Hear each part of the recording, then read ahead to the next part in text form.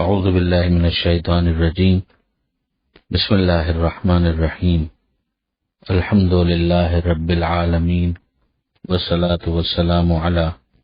اشرف الانبیاء والمرسلین واہل بیتہ الطیبین الطاہرین المعصومین اما بعد۔ سورہ مبارکہ لقمان آیت نمبر 11 سے آیت نمبر 18 11 to 18 پروردگار عالم ارشاد فرماتا ہے ھذا خلق اللہ،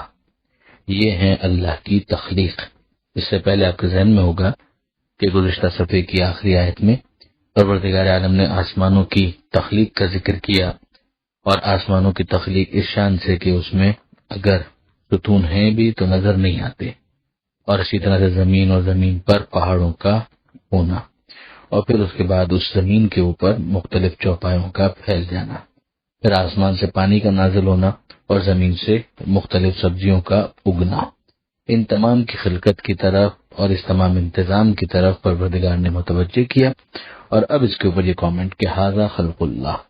کہ یہ ہے اللہ کی تخلیق کہ جن کو اللہ نے پیدا کیا ہے۔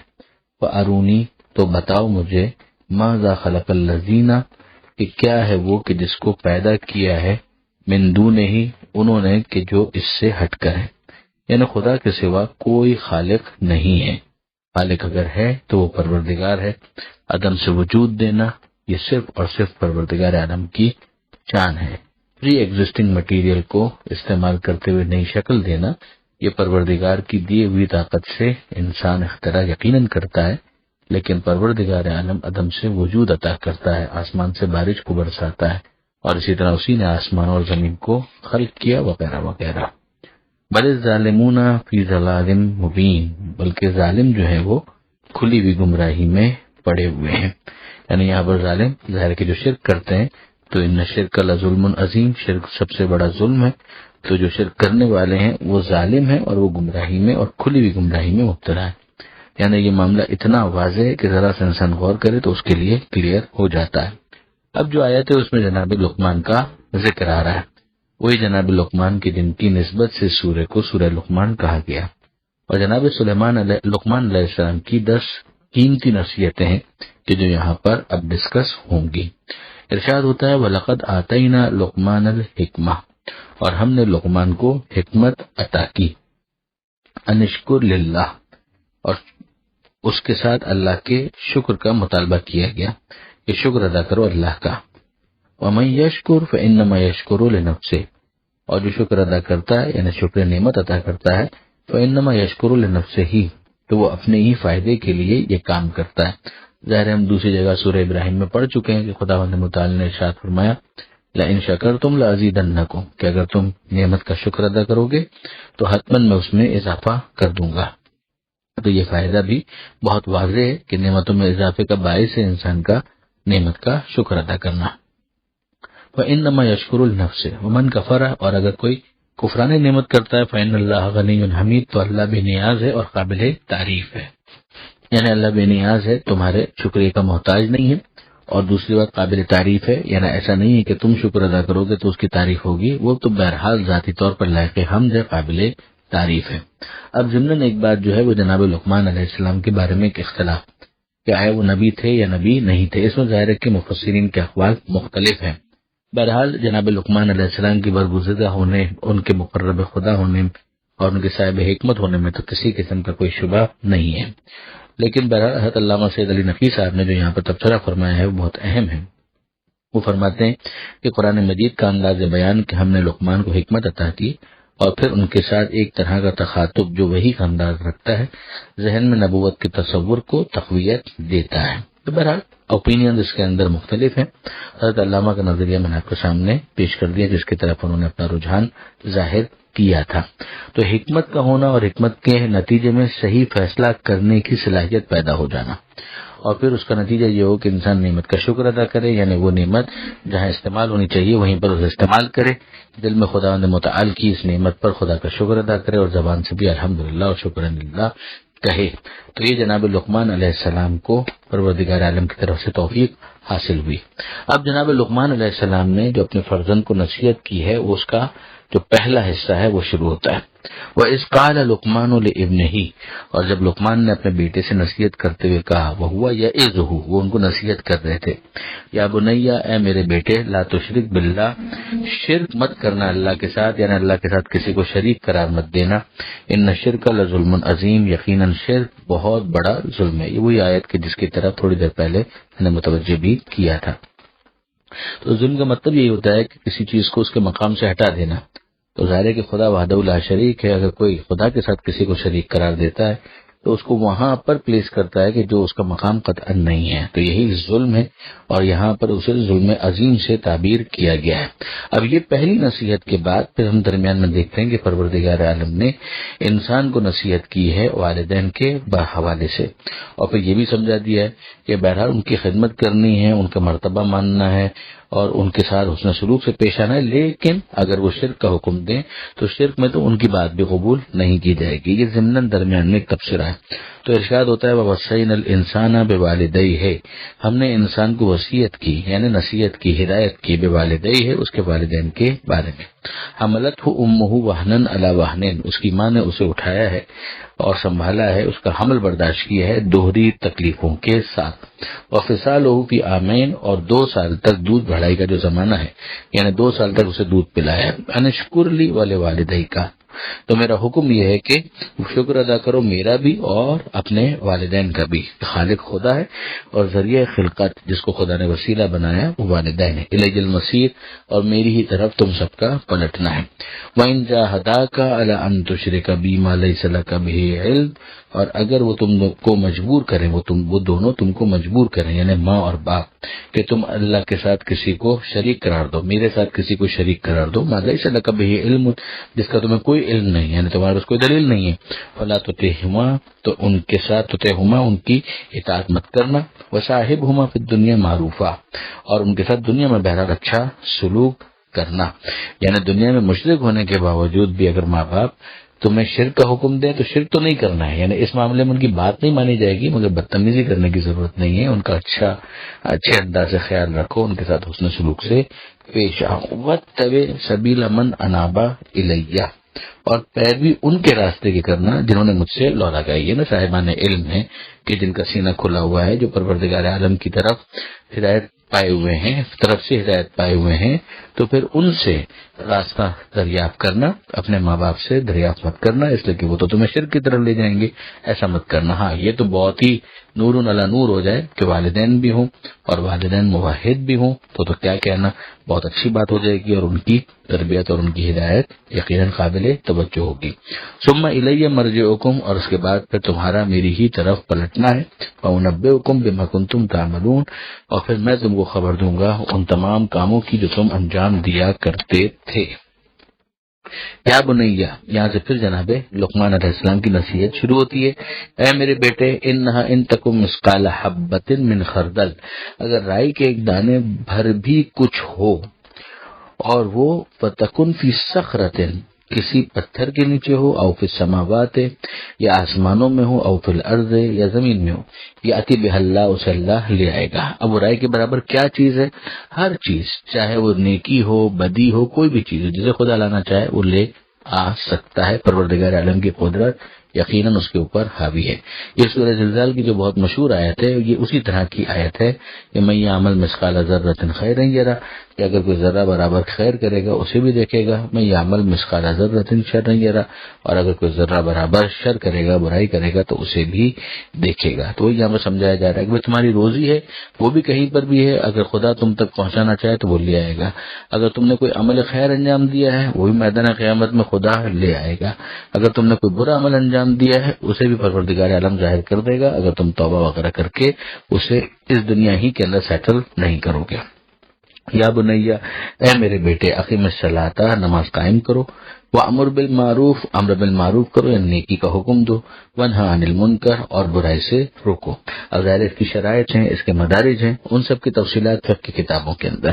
وَاصْبِرْ عَلَىٰ مَا أَصَابَكَ اور اگر کوئی مصیبت تم پر آتی ہے تو اس پر صبر کرو۔ اب ظاہر ہے کہ انسان یہ نیکی کے کام کرنا چاہے گا، برائی سے روکنا چاہے گا، نیکی کا حکم دینا چاہے گا، نماز قائم کرنا چاہے گا، تو ان تمام کاموں کی اسے پرائز تو پے کرنی پڑے گی، کچھ زحمتیں ہوں گی، مشکلات ہوگی، ریزسٹنس آئے گی، تو اس پر وہ کیا کرے؟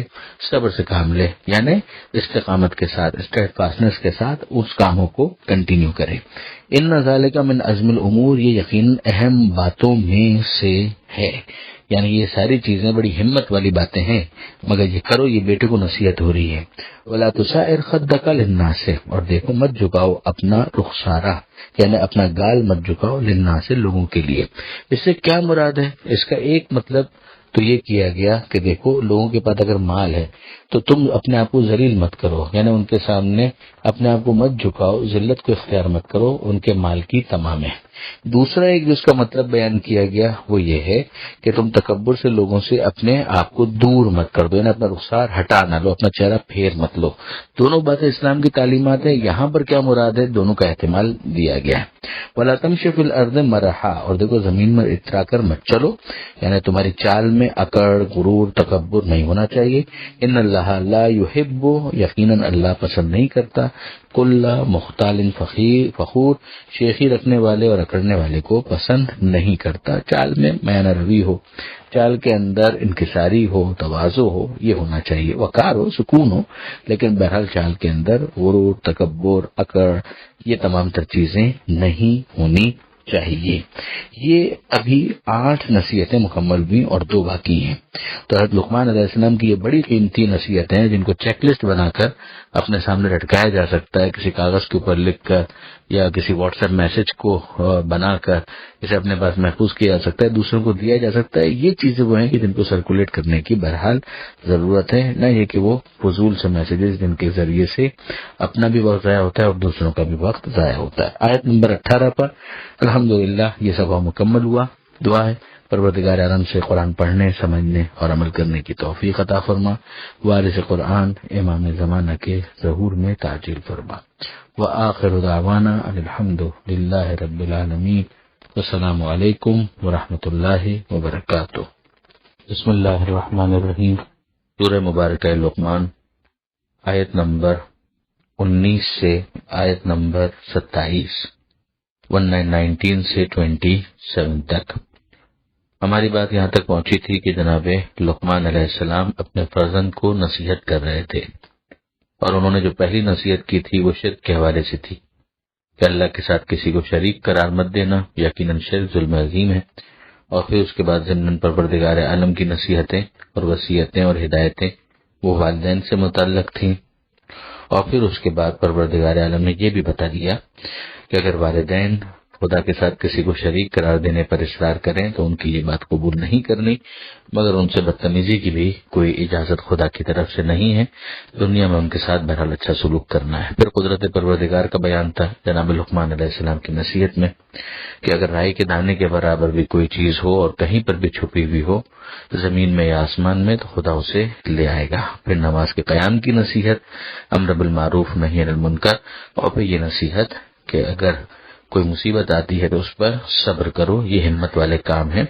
اور دیکھو اپنا رخسار کسی کے سامنے ذلت کے ساتھ مت جھکاؤ اور نہ ہی تکبر کا مظاہرہ کرو، زمین میں اترانے کی ضرورت نہیں ہے،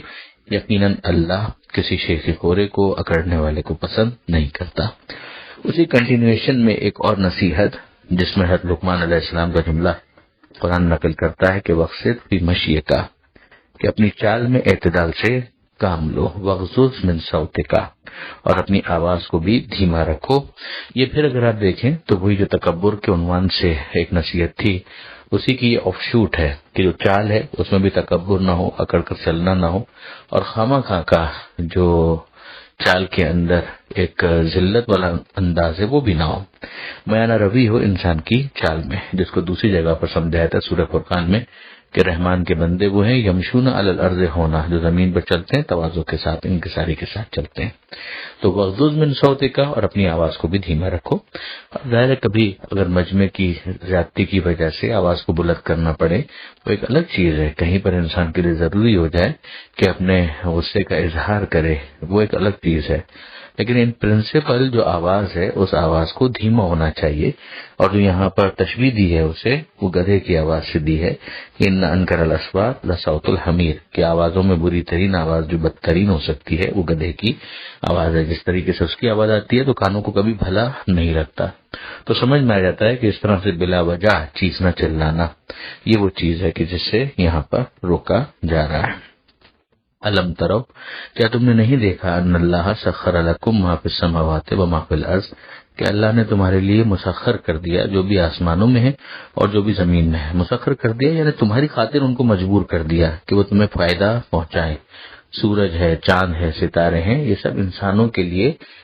اور ان کے فائدے کے لیے ہے اور ان کے خادم ہیں۔ انسان کس طرح سے انہیں اپنی خدمت کے لیے استعمال کرتا ہے، یہ انسان کو صلاحیت دی گئی ہے، یہ ابھارا ہے پروردگار نے کہ انسان اپنی عقل کو استعمال کرے، اور سائنٹیفک جو ڈیولپمنٹس ہیں ان کو گویا قرآن انڈورس کرتا ہے کہ جو پازیٹیو جتنی بھی تحقیقات ہوں گی اسلام کو فقط یہ کہ اس پر کوئی اعتراض نہیں ہے، بلکہ وہ قرآن کی اس تعلیم کے عین مطابق ہے کہ تمہارے لیے مسخر کر دیا گیا جو کچھ آسمانوں میں ہے اور جو کچھ زمین میں ہے، تو تم اپنے فائدے کے لیے ان کو استعمال کرو، انسانیت کے بھلے کے لیے ان کو استعمال کرو۔ ہاں، شیطنت کو مت پھیلاؤ، کوئی اخلاقی برائیاں مت پھیلاؤ، اس کو مس یوز مت کرو۔ وَأَسْبَغَ عَلَيْكُمْ نِعَمَهُ ظَاهِرَةً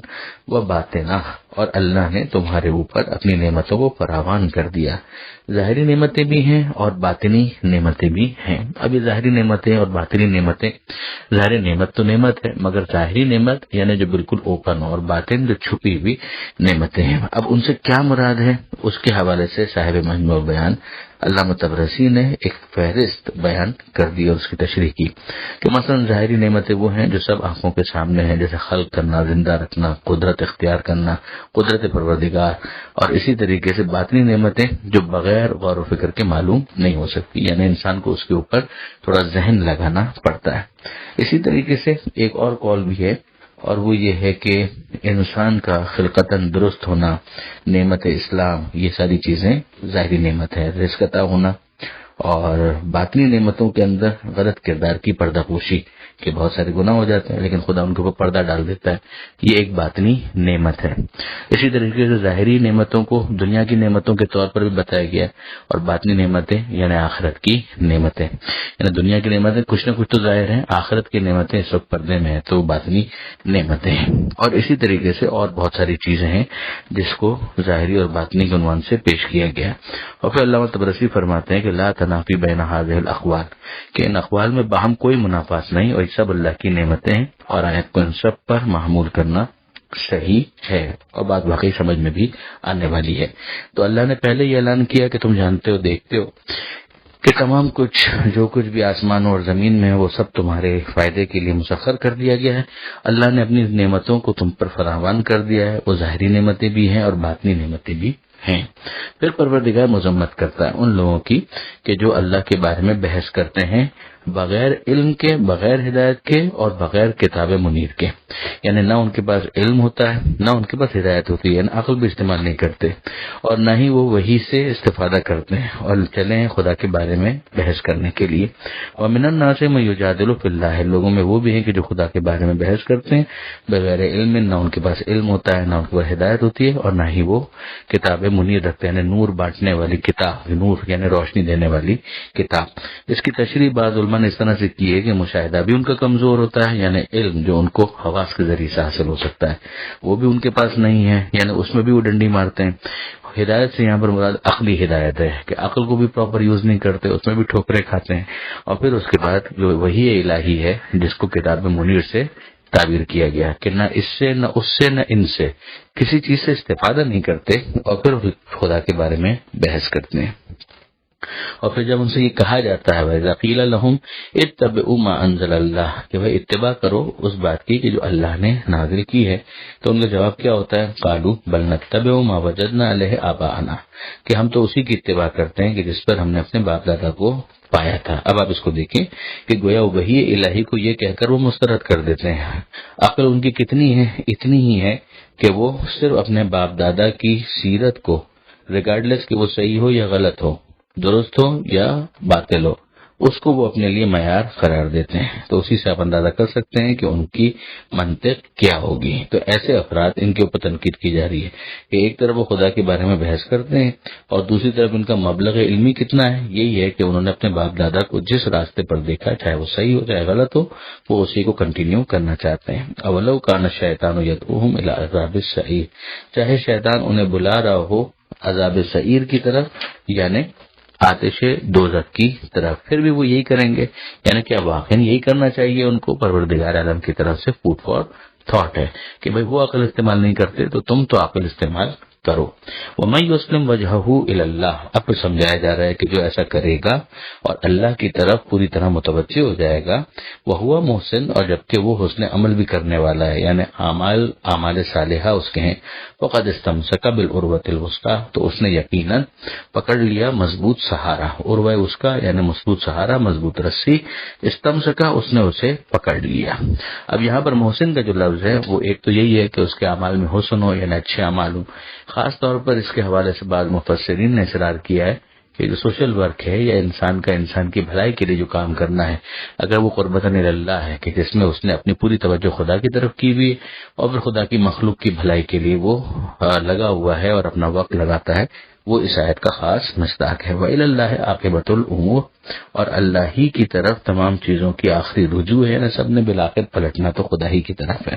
وَمَن كَفَرَ، اور اگر کوئی انکار کرتا ہے، کفر کرتا ہے، فَلَا يَحْزُنْكَ كُفْرُهُ، تو اے حبیب آپ کو اس کا کفر غمگین نہ بنائے۔ إِلَيْنَا مَرْجِعُهُمْ، ہماری ہی طرف ان سب نے پلٹنا ہے۔ فَنُنَبِّئُهُم بِمَا عَمِلُوا، تو ہم ان کو خبر دیں گے جو یہ لوگ اعمال کرتے رہے ہیں، یعنی کچھ بھی خدا سے چھپا ہوا نہیں ہے۔ ان اللہ علیم بذات الصدور، یقیناً اللہ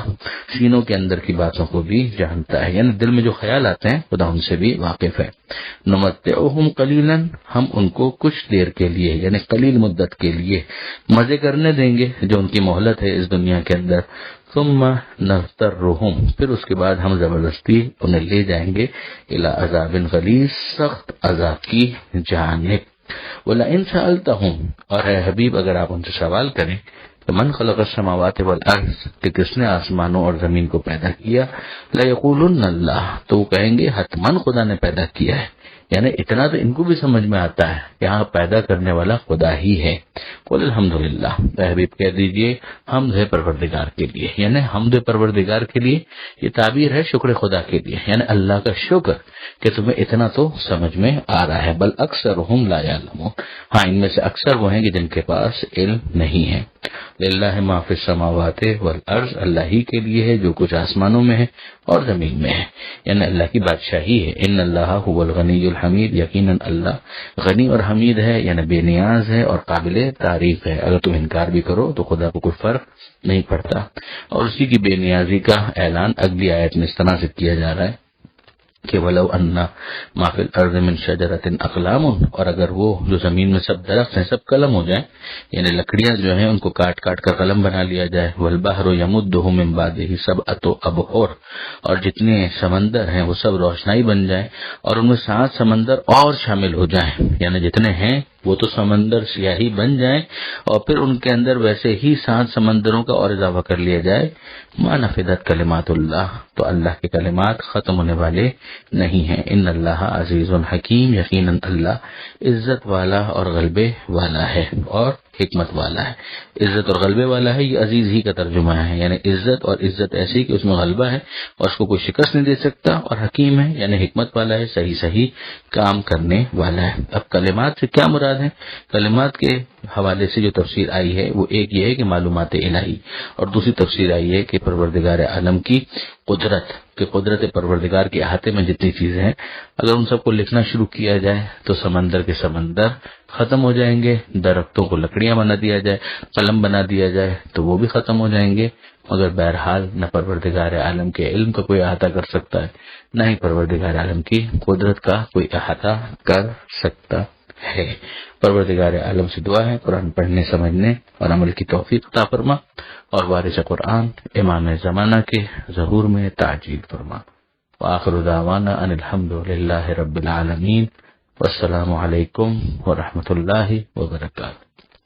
بسم اللہ الرحمن الرحیم۔ سورہ مبارک لقمان، آیت نمبر 28 سے آیت نمبر 28 سے 34، جس پر سورہ لقمان کا اختتام ہو رہا ہے الحمدللہ۔ گزشتہ صفحے کی آخری آیت ہم نے یہ پڑھی تھی کہ پروردگار عالم نے اپنی علم اور اپنے قدرت کو سمجھایا کہ اگر زمین میں جتنے درخت ہیں وہ سب کے سب قلم بن جائیں،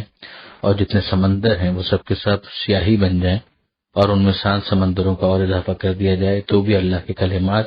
ختم نہیں ہوں گے۔ یعنی اللہ کا علم اور اللہ کی قدرت ہر چیز پر محیط ہے، اور اتنا احاطہ ہے کہ انسان اپنی محدودیت کے ساتھ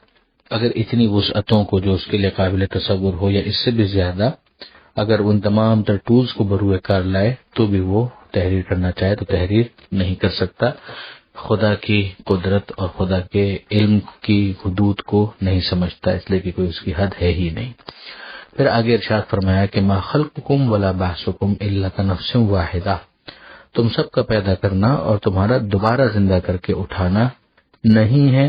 مگر مثل ایک متنفس کے۔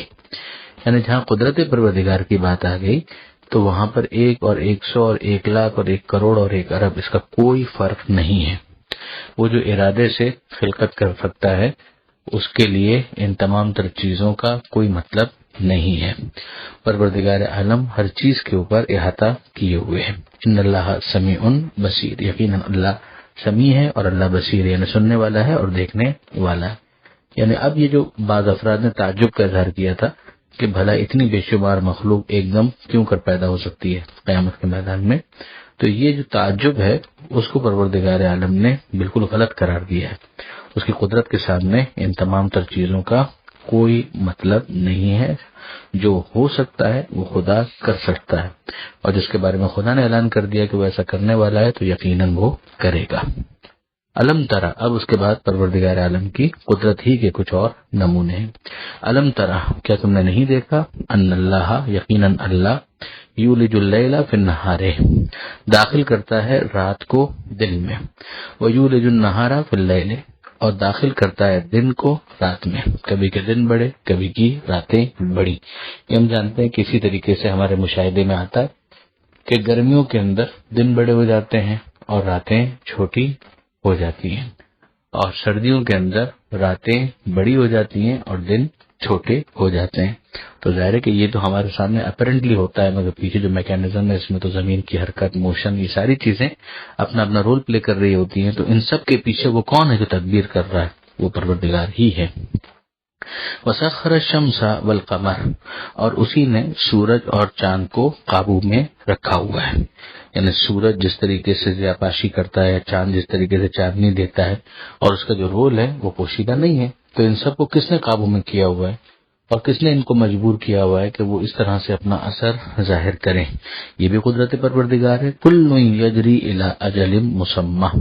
ہر ایک چل رہا ہے ایک مقررہ مدت تک، یعنی جب تک خدا چاہے گا یہ اپنے کاموں کو انجام دیں گے، اور جب قیامت آ جائے گی تو ان سب کو بھی لپیٹ دیا جائے گا۔ وان اللہ بما تعملون خبیر، اور اللہ خبر رکھتا ہے ہر اس عمل کی جو تم انجام دیتے ہو، یعنی تمہارے اعمال سے بھی وہ بے خبر نہیں ہے۔ ذالک، ایسا ہی ہے، بأن اللہ هو الحق، کیونکہ اللہ حق ہے، وأن ما يدعون من دونه الباطل، اور جو اللہ کو چھوڑ کے جن کو یہ پکارتے ہیں وہ سب باطل ہے۔ خدا سے ہٹ کر کسی کی کوئی حیثیت نہیں ہے، نہ کسی باطل بت کی اور نہ ہی کسی برحق نبی کی۔ برحق نبی کی نبوت خدا کی طرف سے ہے، برحق ولی کی ولایت خدا کی طرف سے ہے۔ تو معبودان باطل جو ہیں ان کی تو کوئی حیثیت کسی بھی اعتبار سے نہیں ہے، وہ تو فقط مزعومہ ہے، خرافات ہے۔ وَأَنَّ اللَّهَ هُوَ الْعَلِيُّ الْكَبِيرُ، اور یقیناً اللہ علی بھی ہے کبیر بھی ہے۔ علی ہے یعنی بلند ہے، کبیر یعنی بڑا ہے، یعنی تمہارا طائر پرواز، تمہاری سوچ اس کی بلندی تک نہیں پہنچ سکتی، اور جتنا تم خدا کی کبریائی پر غور کرو خدا اس سے بھی بالاتر ہے، بڑھ کر ہے۔ علم ترا، اب پروردگار مزید اپنی نعمتوں کی طرف متوجہ کرتا ہے کہ علم ترا ان الفلک تجری فی البحر، کیا تم نے نہیں دیکھا کہ کشتیاں سمندر میں چلتی ہیں، بنعمت اللہ، یہ اللہ کے فضل سے چلتی ہیں، فضل و کرم سے چلتی ہیں، لیریکم من آیاتہ، تاکہ وہ تمہیں دکھلائے اپنی نشانیاں۔ کہاں سمندر اور سمندر کی موجیں اور لہریں کہ جس میں انسان خوفزدہ ہو جائے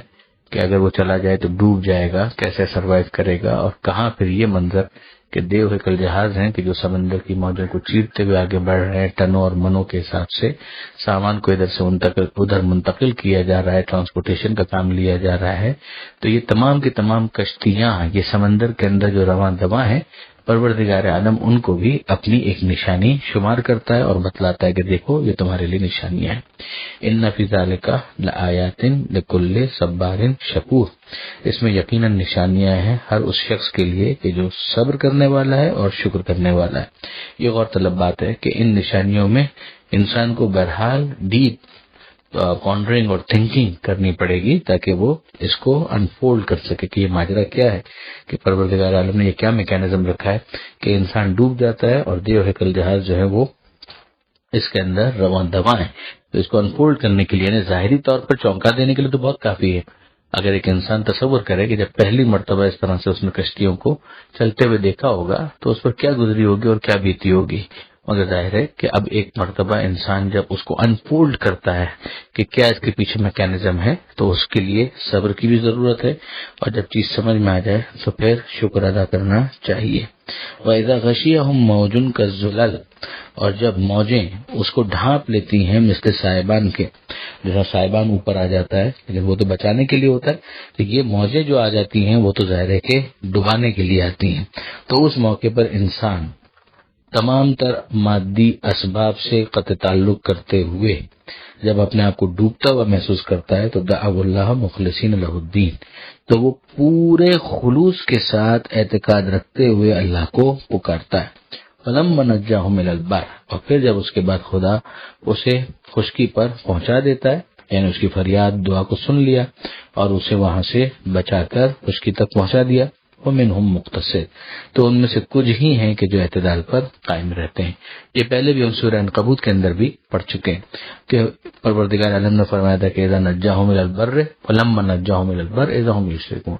کہ جب خدا انہیں خشکی تک پہنچا دیتا ہے تو فوراً شرک کرنے لگتے ہیں۔ یہاں پر پروردگار عالم فرماتا ہے کہ کچھ ہیں کہ جو اعتدال پر باقی رہتے ہیں، تو باقیوں کا معاملہ کیا ہے وہ خود سوچ لو۔ وما یجحد بآیاتنا،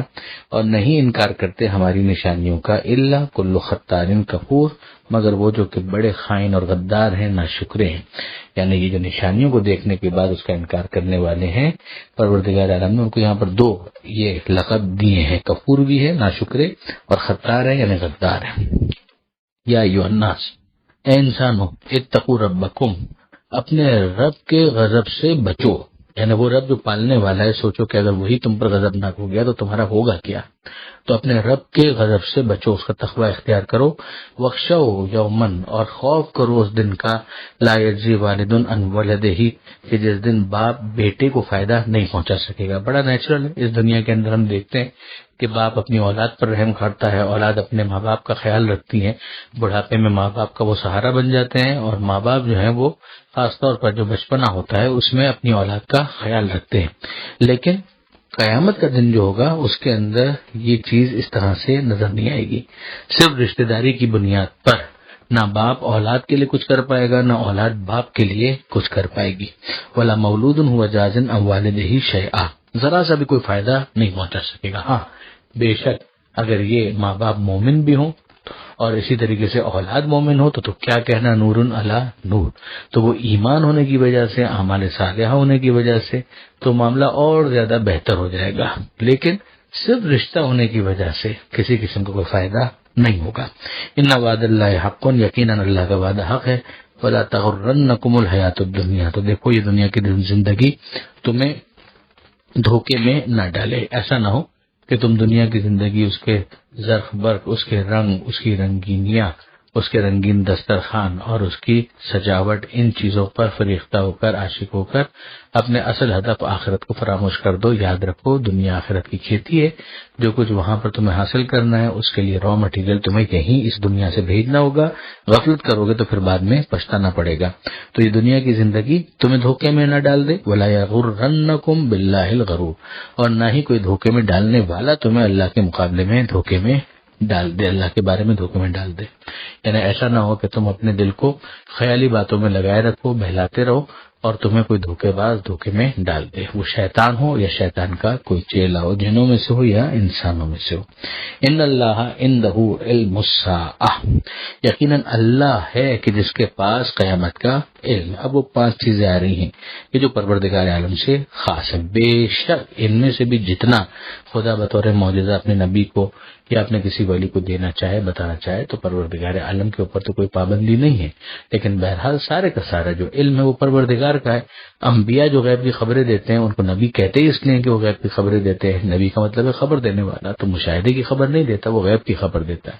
لیکن وہ جو غیب کی خبر ہے اس کے پاس کہاں سے آئی؟ اس کے پاس خدا ہی کی طرف سے آئی ہے۔ تو ان اللہ عنده علم الساعہ، اللہ ہی کے پاس ہے قیامت کا علم۔ وَيُنَزِّلُ الْغَيْثَ، اور وہی آسمان سے بارش نازل کرتا ہے۔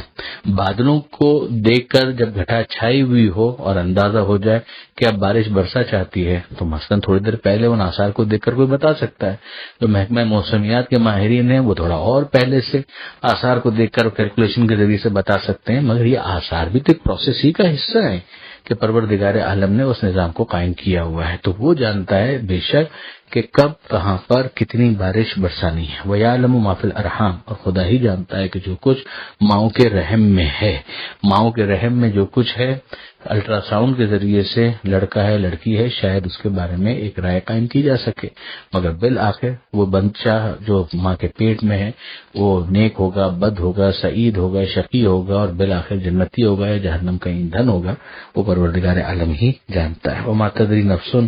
مَاذَا تَكْسِبُ غَدًا، اور کوئی شخص نہیں جانتا کہ کل وہ کیا کمانے والا ہے۔ وَمَا تَدْرِي نَفْسٌ بِأَيِّ أَرْضٍ تَمُوتُ، اور نہ ہی کوئی شخص یہ جانتا ہے کہ کس زمین میں وہ مرنے والا ہے۔ ان اللہ علیم خبیر، یقیناً اللہ علم رکھنے والا ہے اور خبر رکھنے والا ہے۔ آیت نمبر 34 کے ساتھ ہی سورہ لقمان الحمدللہ مکمل ہوا، یہ صفحہ بھی مکمل ہوا۔ پروردگار عالم سے دعا ہے قرآن پڑھنے، سمجھنے اور عمل کرنے کی توفیق عطا فرما، اور وارث قرآن امام زمانہ کے ظہور میں تعجیل فرما۔ وآخر دعوانا ان الحمدللہ رب العالمین۔ السلام علیکم ورحمۃ اللہ وبرکاتہ۔ بسم اللہ الرحمن الرحیم۔